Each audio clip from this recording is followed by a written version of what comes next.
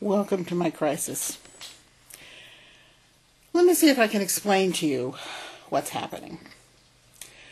Walt has gone off to Santa Barbara for several days to visit his mother. One of the things that happened before Christmas was that our VCR broke. It kept cutting off.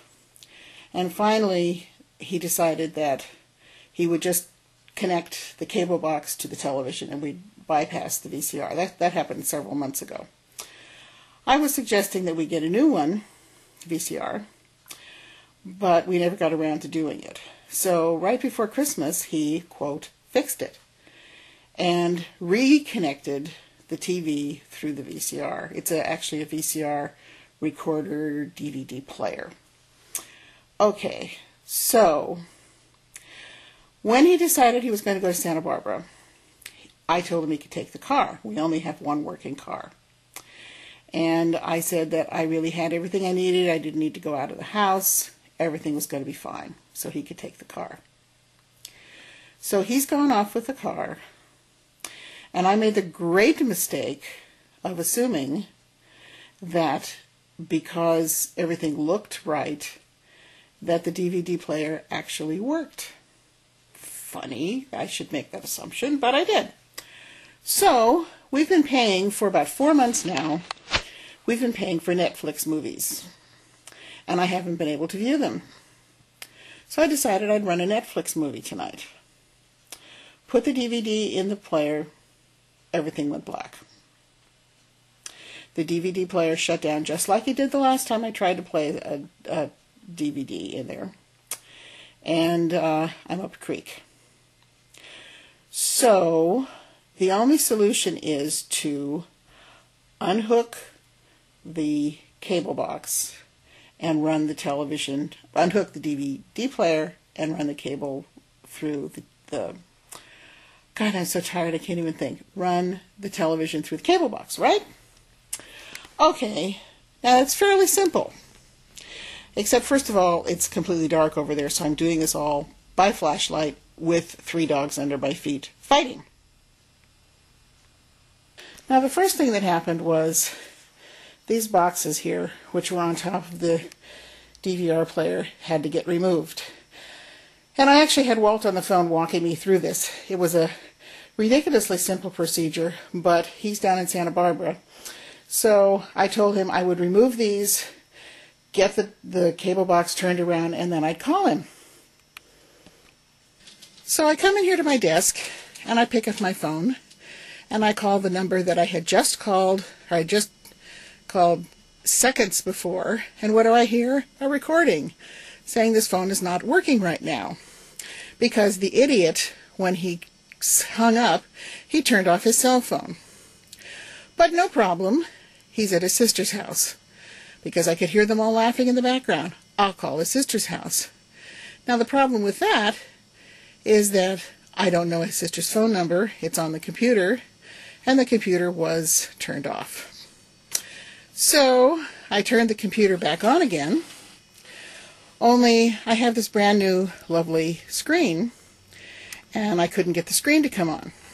For some reason the screen had gone into a sleep mode. Don't ask me why. I finally get the screen to come on, and I looked up his sister's phone number, and I called the phone number, and I hear, "This is Alice. I'm not at home right now. Please leave a message and we'll get back to you." That means that Alice is at her fiance's house, and I don't have her fiance's phone number on the computer. But I think I have it on my cell phone. So I come out to the kitchen, and I get my cell phone. And I open my cell phone up, and I start looking to see if I have the phone number here. And naturally, I don't.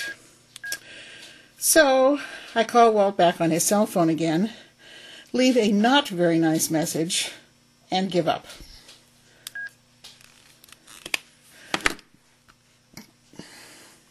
A few minutes later, Walt called me.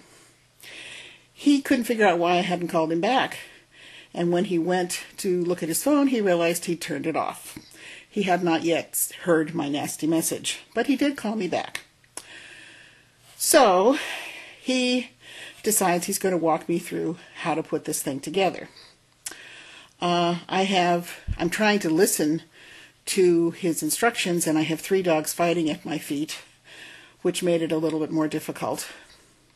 But I did go over, and because there's no light by the television, I have my trusty little flashlight, and I go over and see what it is that I'm supposed to be doing. The first thing that happens when I get over here is my foot sticks on something. And when I look down here, I don't really know what that is. I don't know whether it's some food that Lotte found or something unmentionable. I don't want to know, so I try to ignore it. I'm in my stocking feet.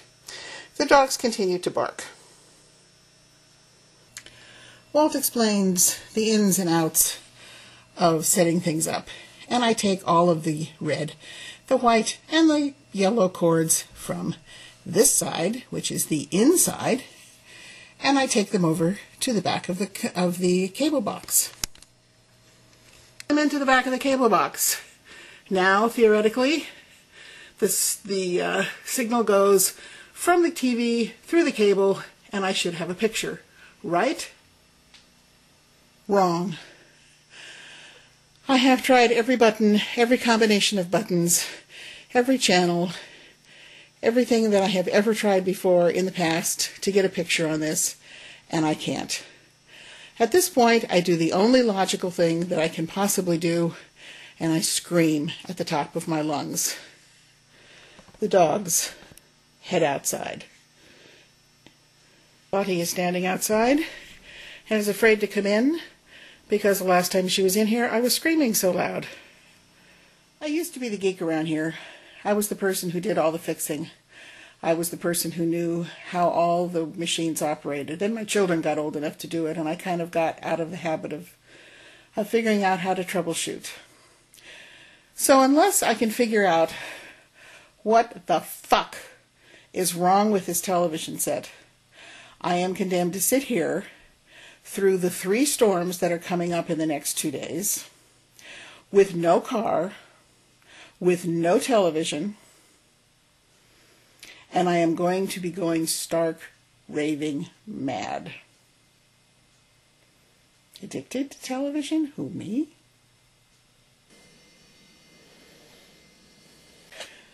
My son called. He was determined to walk me through it. He gave instructions a little bit more clearly than my husband did. What I had done was I had essentially plugged the cable box into itself. So once I took the cords out of the cable box and plugged them into the television set, I had a picture. I am now going to have a glass of wine, perhaps a shower because I'm dripping with sweat, and then I'm going to watch television.